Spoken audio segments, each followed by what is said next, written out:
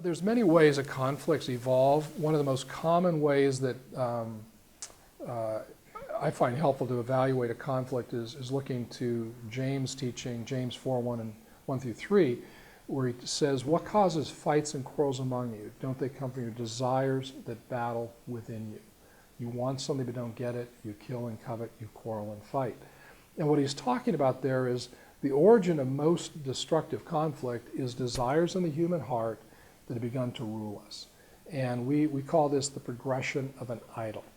And there's 4 different steps. Number 1, there could be a desire we have, which very often is not inherently wrong. We may have a desire to reach the poor in our community. We may have a desire to have a more effective youth ministry. We may have a desire to be more effective in evangelism. Those are good desires.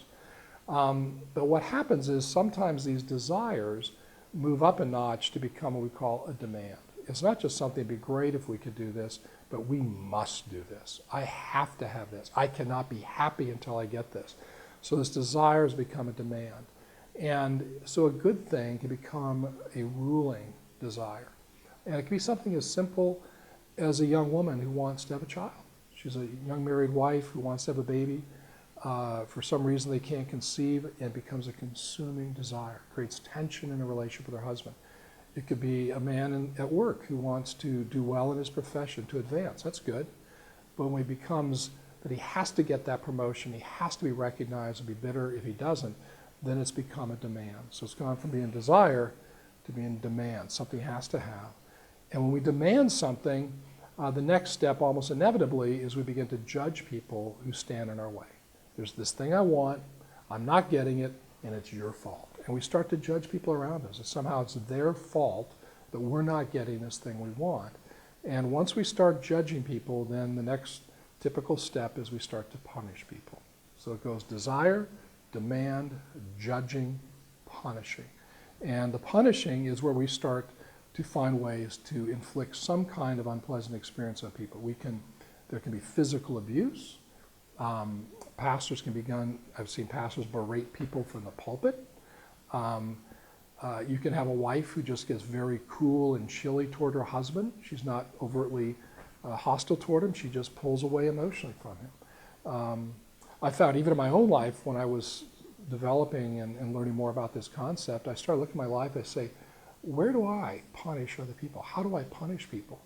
And my daughter Megan just happened to point out to me a conversation we had, and she said, yeah, I could tell you're really angry. I said, angry? I never raise my voice. She says, oh, you're right, Dad, you never raise your voice. You just get really, really quiet.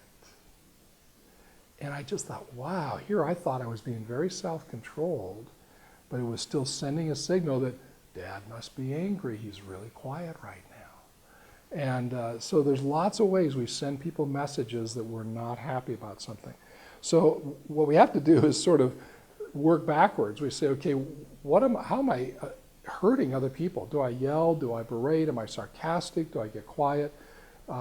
Look at that behavior, then you work backwards toward what is the desire that has taken over my heart and is controlling me. And then say, Lord, I'm looking to this thing for happiness, security, comfort, more than I'm looking to you.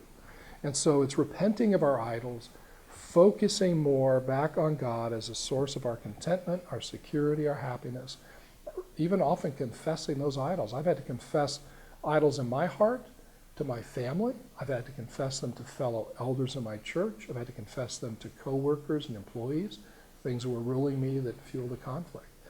So that's a big step and just sort of seeing how did I contribute to us getting to this point of significant conflict.